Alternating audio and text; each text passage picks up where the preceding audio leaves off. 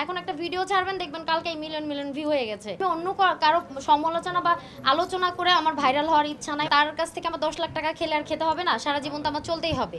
এটার জন্য মাফ করে দিয়েছি। জান, তোমাকে অনেক ভালোবাসি, লাভ ইউ, মিস ইউ। আমার প্রেমের স্বাদ মিটছে, বিয়ের স্বাদ মিটছে, আমার আর কোনো শখ নাই। আরাম বেশি তাদের যারা বিয়ে করেছে। আমি আগে থেকেই পরিচিত ছিলাম, নতুন কিছু না, রাইট?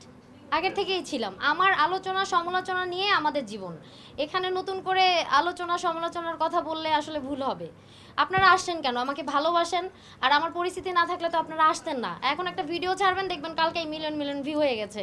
কারণ কি, এমনি এমনি তো আসেন না কারো কাছে। ভাইরাল যারা জনপ্রিয় তাদের কাছেই আপনারা আসেন। এটা কি মিথ্যা বলছি? আর বিশেষ করে আপনারা ভালোবাসেন আমাকে, এই জন্য আসছেন।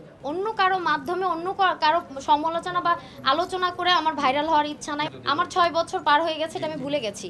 অতীত মনে রাখলে আপনি বর্তমানের সামনে আপনি এগিয়ে যেতে পারবেন না। আপনার অতীত ভুলে যেতে হবে। অতীত আমাদের ভিতরে লালন করবো, বাট প্রকাশ করার কিছু নাই। সামনে আমার একটা সিনেমার সাইন করা হয়েছে অলরেডি। এটা আমাদের এফডিসিতেই হচ্ছে বড় করে মহরত করা হবে। এখানে আপনারা জানতে পারবেন। আমার 2টা সিনেমা হাতে আছে সামনে।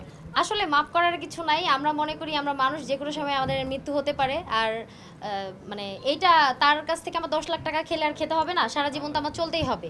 এটার জন্য মাফ করে দিয়েছি।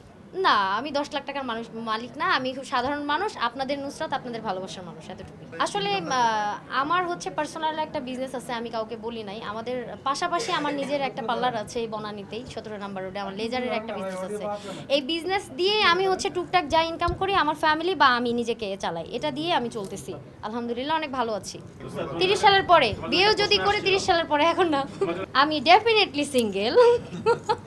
যদি সিঙ্গেল না থাকতাম, যদি বিয়েই করতাম, অবশ্যই হাজবেন্ড থাকতো, চারপাশে ঘোরাঘুরি করতো। দেখেন নাই তো কাউকে। এসে আমি আমাকেই সময় দিচ্ছি, আপনাদেরকেই সময় দিচ্ছি। 30 সালের পরে যদি জীবনে বেঁচে থাকি, বিয়ে তো করতে হবে। মেয়ে মানুষ না, আজকে না করলাম 10 বছর পর হলে তো করতে হবে। আপনারা তো ছেলে মানুষ, আপনারা তো অনেক সুন্দর।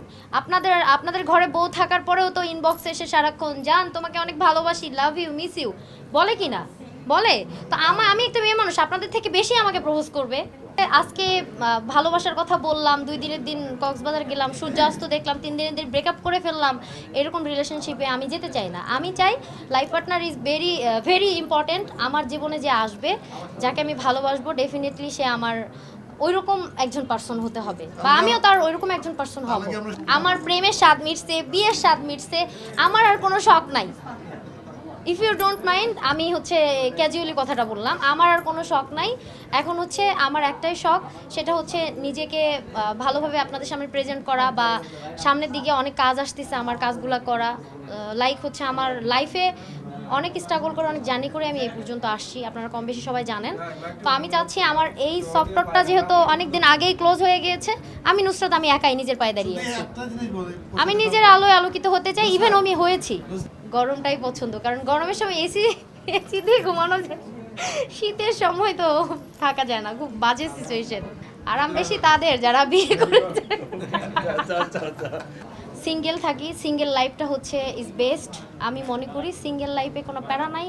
আমি আমার মতো করে চলতেছি, কাজ করছি। এই যে এখন যদি একটা বয়ফ্রেন্ড থাকতো 24 আওয়ার, এই যে আপনাদের সাথে এত কথা বলতেছি, ওখান থেকে ইশারা দিত, আমার ফোকাসটা কিন্তু ওর দিকে চলে যেত কি না।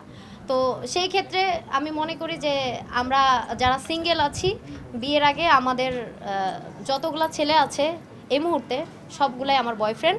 আমি এখান থেকে বের হয়ে যাওয়ার পর যার বউ হব, সে একটাই আমার হাজবেন্ড।